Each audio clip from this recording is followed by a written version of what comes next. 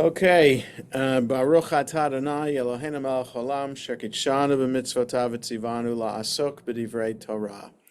So it's good to see everybody today. The Torah portion today is Kedoshim, found in the Chumash Eitz Chaim on page 693, Leviticus chapter 19. So usually, because this is a leap year in the Jewish calendar, that means an extra month has been added to the calendar.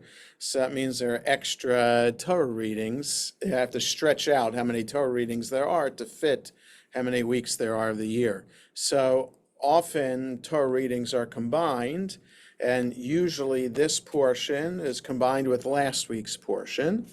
So when it's done alone, it's a relatively brief Torah portion, and there are negative and positive commandments. That is, don't do this or do this, as part of what it means to be holy. So the first two sentences on 693, Vayidaber Adonai el Moshe lemor, God spoke to Moses saying, Daber el kol adat b'nei Yisrael, va'amarta aleihem kedoshim tihiyu ki kadosh ani Adonai Elohechem. Speak to the entire community of Israel. Yeah, the whole community of Israel, right? The name of synagogues, Adat Yisrael, comes from here. Adat, community of Israel. Here it's B'nai Yisrael, same thing. And it's all about whether it's Addis or Adat or Adith with a TH. So there's, my father grew up at Adith Jeshurun in Philadelphia. So that letter tough, it's all about how to make that letter tough in English. The tough is without a dot in it. So those raised in the old style Hebrew school, the letter tough without a dot is an S. So that would be Adas B'nai Israel, which is why it's Addis Israel as the synagogue in DC. We're on 693. The start of Kedoshim, and sometimes the letter tough with is often rendered in English as a th. So that's why the woman whose book, the 4-chapter book in Hebrew is Ruth, in English is Ruth, because the letter tough.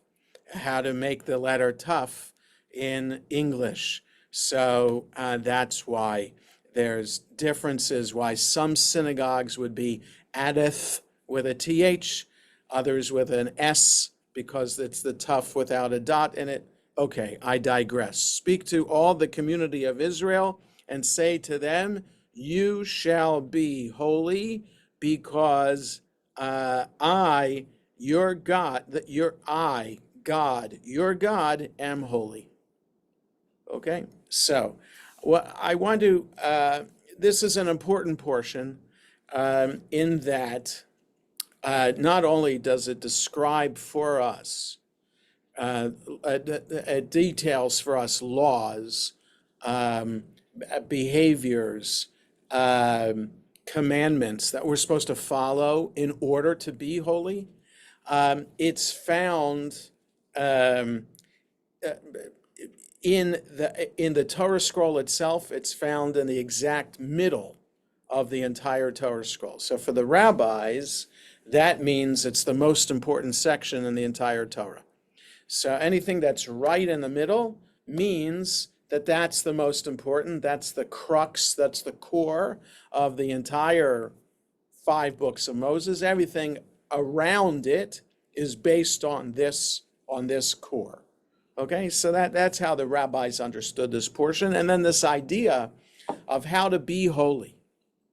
So what does that mean to be holy? And you see below the line a lot of comment about that. We're not going to look at it because we've done that comment before in Torah study of years past, so you can read that on your own. It's just you can understand why this would lend itself to a lot of commentary, the idea of being holy. How can we be holy if God is holy?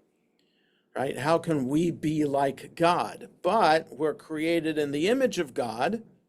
We're supposed to strive to be like God. So if God is holy, we should be holy. So there's another midrash that says God is compassionate. We should be compassionate. God clothes the naked. We should clothe the naked. A whole midrash going off about that, those characteristics of God. So here, if God is holy, what does that mean? And certainly we're told that the ark in which the Torah scroll is held in synagogues, but the ark that was in the temple in Jerusalem, and before that, the ark in the Mishkan is known as the Kodesh Kodashim, the Holy of Holies.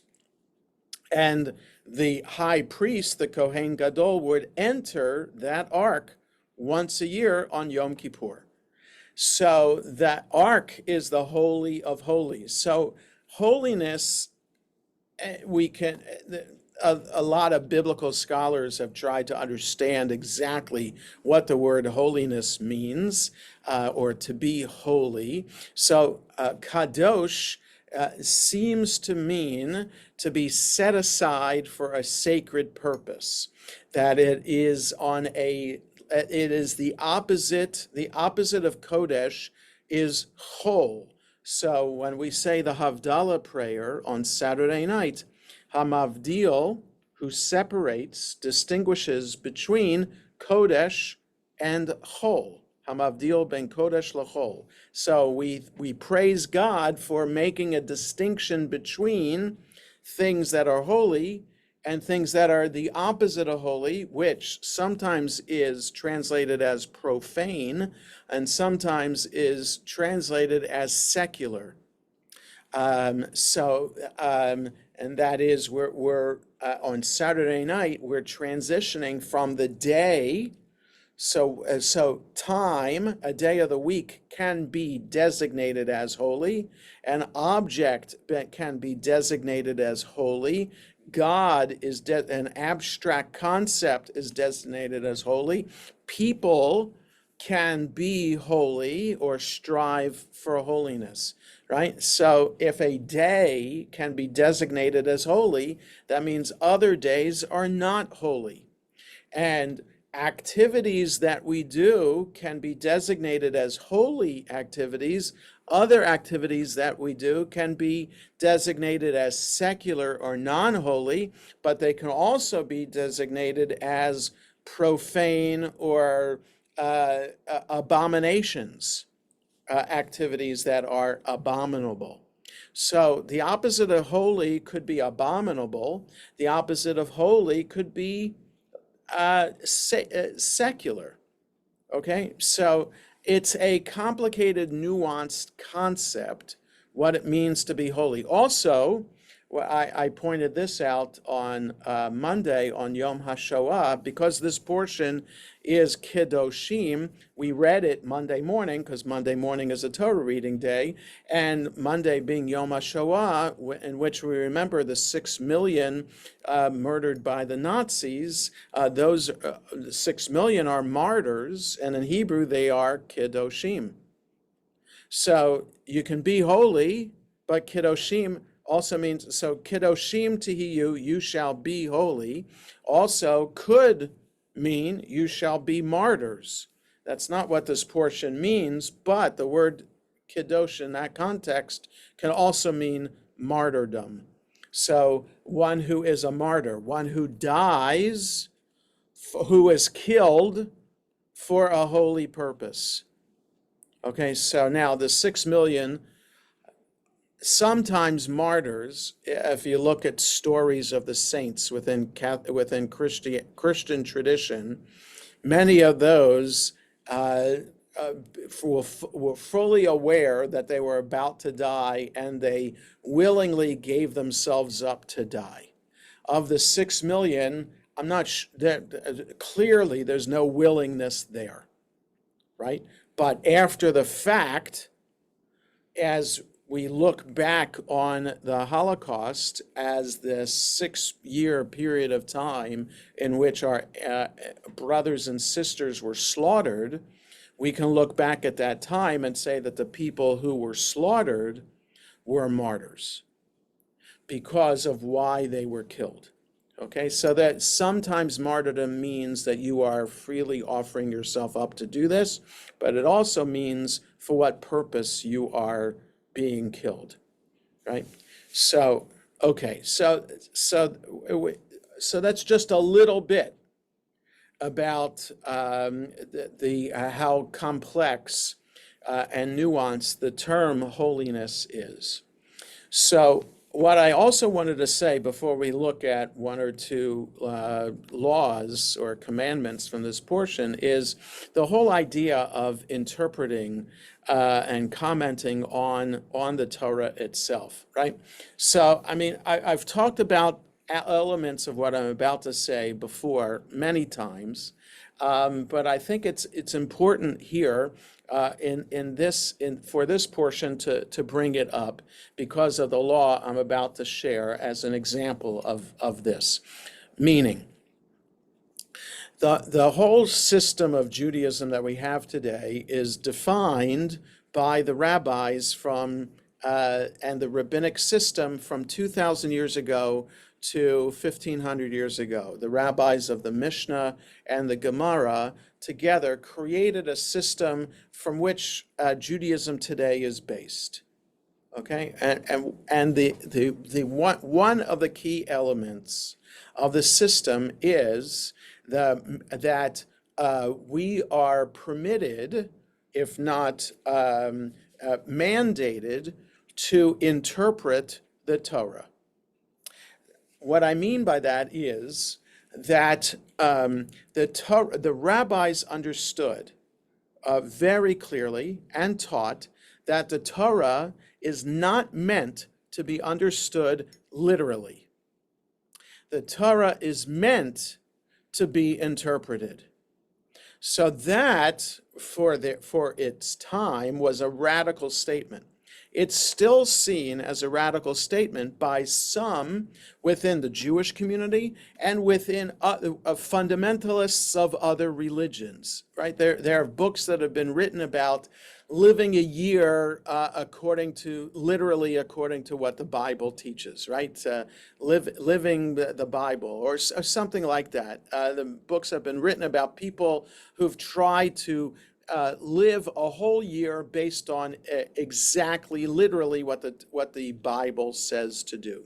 And it's impossible to do, really, because the Torah clearly, and this is through the lens of how the rabbis understand it, the Torah clearly is intended to be interpreted and not read absolutely literally. So a statement that the rabbis are known for is Dibra Torah Kilashon B'nei Adam. The Torah was spoken like the language of human beings. Okay, so in other words, so the rabbis understand that the Torah was given literally by God to Moses at Mount Sinai. What that means is up for a discussion too, but let's say we understand that God spoke the Torah to Moses at Mount Sinai, and then Moses wrote it down. The way God spoke to Moses was in a way that Moses could understand. God, in God's infinity, is how can infinity connect to finite? Right? And my mind, I'm not a mathematical, philosophical mind.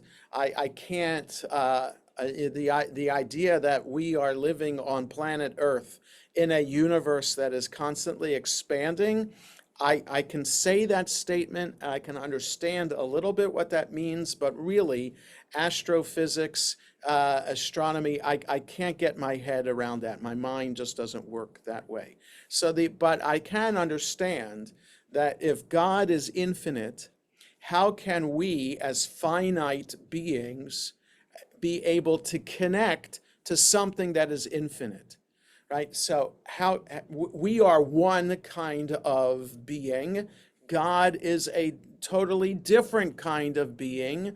That is nearly impossible to connect. Yet, so bear with me here. Yet our tradition is based on the idea, right? We're leading up, we're in the Omer period right now, leading up to Shavuot, in which we relive the experience of hearing God's voice at Mount Sinai. So even though there's the infinite existence of God in God's infinite realm, and then there's us as human beings in our finite existence on planet Earth, which is also finite. Somehow God, in God's infinite wisdom and power, is able to reveal God's self to human beings. And our role, so the rabbis understood then that the Torah is a record of that infinity making itself known to people who are finite in a way that we can understand it. Okay, so that is the crux of how the rabbinic system works. That we understand that the Torah is written in a way that human beings talk and read and communicate. And because human beings are not always, human beings are often ambiguous. It's often difficult or it takes some time to understand exactly what somebody is saying and what somebody's intending, right? Anybody who's been married understands that. Anybody in a relationship with somebody else understands how sometimes words can be miscommunicated, right? You get into arguments with friends, with family members. You might not have intended your words to be heard the way somebody else heard them, and it takes a while to fix that, right? So we're just talking the way we normally talk. We try to be sensitive in how we talk, but we're not always successful in that. So the same with Torah. Torah tries to be as unambiguous as possible, but it's up to the rabbis, as the rabbis say, to clarify and, in fact, reinterpret words, even though they might seem to be clear in and of themselves. So one classic example, which I've brought up many times before, is back in the book of Exodus. We're told when someone injures somebody else, so just looking at the Zoom screen, if I were to chop off Saul's hand, the punishment for that would be that Saul would be permitted to cut off my hand. An eye for an eye, a tooth for a tooth, okay, hand for hand, foot for foot. So that seems to be what the book of Exodus says. But the rabbis understood right away that is talking about monetary compensation. It's not talking about literally chopping off somebody else's hand as punishment for the person having chopped off his or her hand. Okay, so the rabbis gave themselves the authority to do that based on the Torah spoke in the language of human beings, and also based on the idea of what the entire Torah is teaching. The Torah isn't teaching being cruel to our fellow human beings. It's teaching, as it says in this week's portion, love your neighbor as you would be loved, and don't hate your neighbor in your heart. Two things that the Torah portion says. Okay, so they give themselves the right to interpret the words, and they even give themselves the right to reread the words, right? To read them in a way that the Torah doesn't seem superficially to be saying. Another example, which I brought up many times also in the book of Deuteronomy, we're told parents who have a rebellious child are allowed to bring that child to the gate of the city and allow the elders to execute the rebellious child. The rabbis say immediately that never was and never will be. Just such a thing just doesn't happen. And those of us in a Talmud class from years ago read the section in the Talmud which discussed that pretty extensively, adding on layer upon layer of restrictions to the law that made it impossible really for the exact circumstance to arise in which execution would be possible. It says a glutton and a drunkard. What is the child a glutton on? What is the child a drunkard on? How old is the child? And they narrow the time down to a 6-month time period. And also, are both parents present when the child is cursing them? So, and more restrictions upon that. So this is the system of the rabbis, which today might seem like, who are the rabbis to give themselves that authority? And in their day, they faced opposition from other segments of the Jewish community based on that. How can you? The Kohanim themselves said, we don't follow you. We are following the Torah literally. And that we don't agree with you rabbis interpreting the Torah in that way. Well, it just so happened the temple was destroyed by the Romans, so the Kohanim no longer had authority in the community. So de facto, the rabbis were in charge. And so their system over the course of the centuries, here we are 2,000 years later, still, thanks to them, around today as Jews. Right? So the idea that we can live as Jews independent of the temple in Jerusalem, we can bring Torah figuratively with us anywhere and everywhere, enabled us to survive. So that method of interpretation, the right to interpret and how to interpret, is the core of what it means to be Jewish, thanks to the rabbis. So let's look at the example I wanted to look at today based on that. And if we look at verses 13 and 14 on page 695, it's really verse 14 that I wanted to talk about. Lo ta'ashok et re'acha velo tigzol. You shall not defraud your fellow, and you shall not commit robbery. Lo talin pu'ulat sachir itcha ad boker. The wages of a laborer shall not remain with you until morning. Okay, so just, it says do not defraud your fellow. You can also understand it, do not oppress your fellow, don't rob. Okay, treat your fellow human being fairly and justly. And if you hire somebody, a day laborer, you have to pay them at the end of the day. Don't keep the wages over to the next day, because that person needs to live, buy food, etc. 14. Okay, so I didn't want to talk about that. That makes sense just the way it's written, right? Lo tekalel cheresh velifnei iver lo titain michshol v'yareta me Elohecha ani Adonai. Literally, don't curse a deaf person, and before a blind person, don't put a stumbling block. You shall be in awe or fear of your God. I am God. Now, what do we need? Like, what's the purpose of having this law here. Don't curse a deaf person.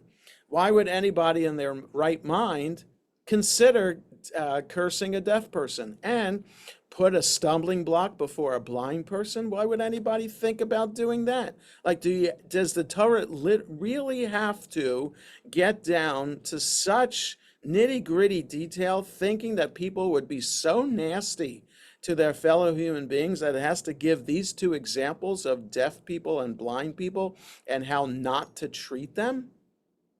It's possible, but I would think the Torah, God, would give people credit for being a little bit better than that, right? That they wouldn't be pranksters or bullies, right? And that there are other laws that are given in this portion that kind of have included, if we have a law on verse 18, love ve'ahavta l'reacha kamocha ani Adonai. That's on 697. You shall love your neighbor like yourself. I am God. Right? So if we want to love our neighbor like we would want to be loved, so we don't curse ourselves. We don't put stumbling blocks before ourselves. We may not be deaf. We may not be blind. So this should be covered under the broader category of be nice and loving to your fellow human being. Why do we need such a specific law about not being so nasty like this? And so this gets to the interpretation of the rabbis. So if we look below the line, let's look at where it says on 695 for verse 14, you shall not insult the deaf. So that's how the Eitz Chaim translated it. Literally, don't curse the deaf. So you shall not insult anyone, even a deaf person, whose feelings will not be hurt by your words, right? In other words, if you curse the deaf, how does the deaf know that you're cursing them? Especially if you're cursing them behind their back. So if you are cursing a deaf person right in front of them, maybe they read lips and they know that you're cursing them. But if you're at their side or behind them, they have no idea what you're saying because they can't see your lips. So you should never, right? But why? So the Babylonian Talmud says, kind of clarifying that, be aware that cursing someone just because they can't hear you doesn't mean it's allowed. Okay, like you had to say that too, because the use of coarse language diminishes you as a person. Okay, so perhaps you might think, here's an opportunity to be coarse and nasty. There's a deaf person here and I could say whatever I want. No, you shouldn't do that because it affects you yourself. You are making yourself into a coarse human being, and that's not what you're supposed to do. Maimonides, ever the rationalist, takes the words of the Torah as a warning, lest we see that our words do not affect the deaf person and we resort to physical violence. So in other words, if we're angry at a deaf person and the deaf person has no idea what we're saying and we get frustrated because the deaf person can't understand what we're saying, it might lead then to violence. Okay, these are a couple ways to understand that, but I think we have to understand it in connection with the next phrase. In that, so don't curse the deaf and don't put a stumbling block before the blind. So stumbling block before the blind, the term blind refers not only to one who is, now we go on to the next page, physically blind, but also to one who is intellectually deficient, lacking appropriate information, or morally blinded by emotions. For example, one violates this law by deliberately giving bad advice, by providing someone with the means to do wrong, whom you know cannot resist the temptation, or by provoking a short-tempered person to lash out in anger.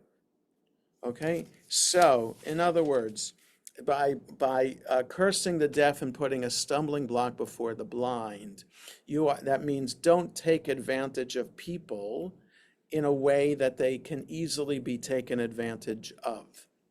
And that, so it's not literally that they're deaf or blind, but metaphorically, that they are at a different level of understanding. And so if you are aware of particular knowledge that somebody else is not, you can't use that to take advantage of the other person. And it also, by extension, not taking advantage of a group of people at the same time. So here are just a few examples of how this phrase, which to which we'd be scratching our heads because why is it necessary here? That we need to then by interpreting it in this way, we see that it serves as a metaphor for better behavior. So there's one other verse here that I wanted to get to, and that is based on verse 19, what we're going to see below the line on page 697. So it says here at verse 19, Et chukotai tishmoru, behemtecha lo tarbia kilayim, sadecha lo